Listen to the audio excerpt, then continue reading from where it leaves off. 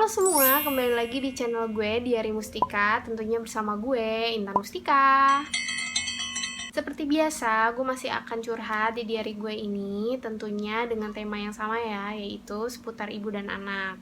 Nah, pada kesempatan kali ini, gue mau curhat tentang hal normal yang terjadi pada bayi baru lahir.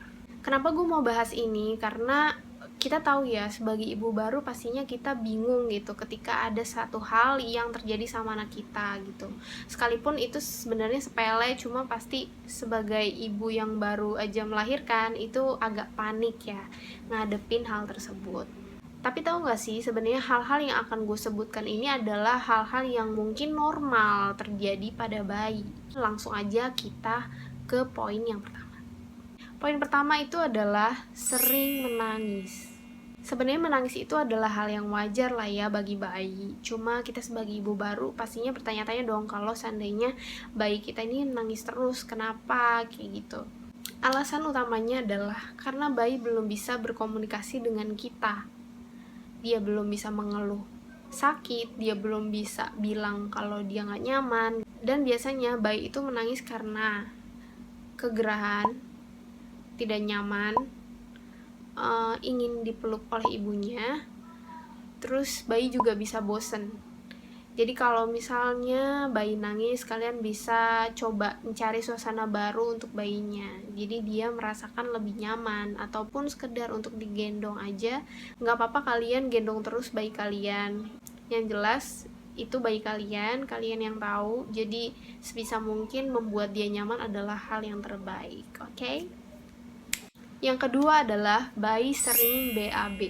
Jadi bayi baru lahir itu normal kalau sering BAB. Bahkan dia BAB itu sebanyak 3-10 kali dalam sehari. Teman-teman gak usah panik ketika hal itu terjadi. Memang sih kalau gue pribadi juga akan panik ya kalau sampai 10 kali gitu pupnya. Cuma ternyata hal itu adalah wajar karena bayi itu masih menyesuaikan lingkungan, kemudian juga pencernaannya belum sempurna. Jadi hal tersebut membuat bayi lebih sering untuk BAB. Selama pupnya nggak keras, terus juga bayinya nggak nangis ketika dia pup, itu masih wajar-wajar aja. Tapi kalau misalnya di luar dari itu, kalian bisa langsung konsultasikan sama dokter kalian ya. Kemudian yang ketiga adalah cegukan. Kita mungkin sering lihat kalau bayi itu sering banget cegukan, bahkan pada saat di perut pun dia udah mulai cegukan gitu ya. Dan sampai lahir biasanya bayi itu akan sering untuk cegukan. Nah, apa sih yang menyebabkan cegukan itu? Biasanya sehabis nenen dia lebih sering cegukan. Penyebab lainnya itu karena terlalu banyak udara yang masuk ke dalam tubuhnya. Kalau bisa ini perbaiki bagaimana cara nenen atau pelekatannya gitu ya.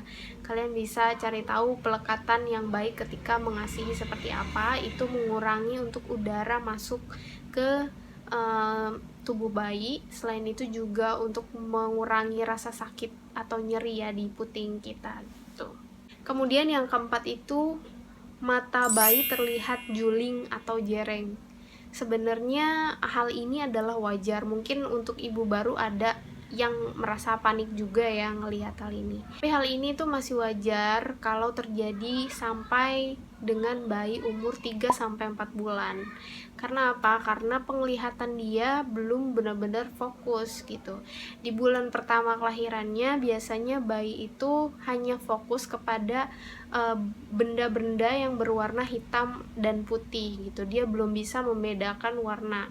Kemudian bulan kedua bayi biasanya dia udah mulai bisa membedakan warna. Di bulan ketiga biasanya bayi mulai memperhatikan benda yang bergerak, dan bulan yang keempat bayi sudah bisa mulai membedakan orang-orang atau bisa mengenali orang yang sering dia lihat kayak gitu.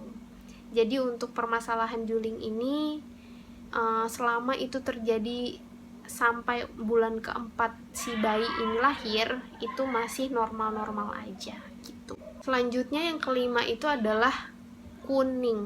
Jadi mungkin kita juga sering tahu ya, ada bayi yang kuning. Itu bisa terlihat dari kulitnya maupun matanya gitu.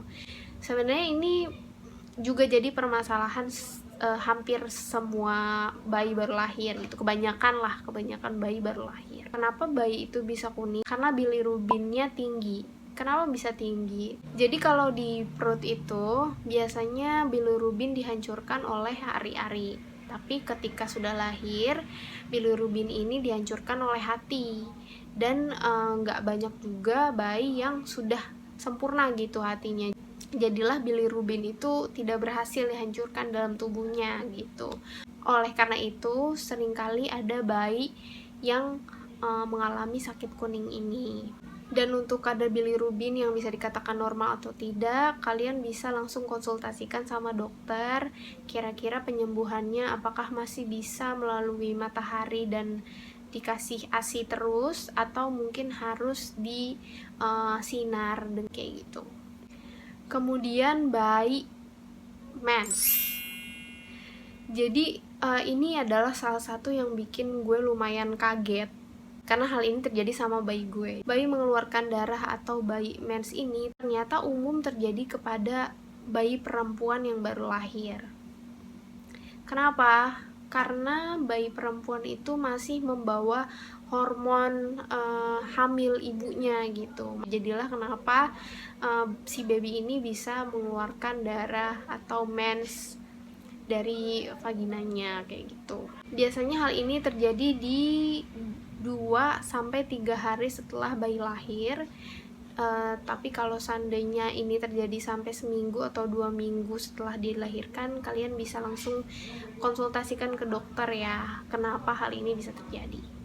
Selanjutnya yaitu berat badan bayi turun. Jadi kalau gue udah dikasih tahu dari awal sama dokter gue untuk jangan panik kalau seandainya berat badan bayi anak gue ini turun. Selama berat badan bayinya tidak turun lebih dari 10% berat lahir dia, itu nggak masalah sama sekali.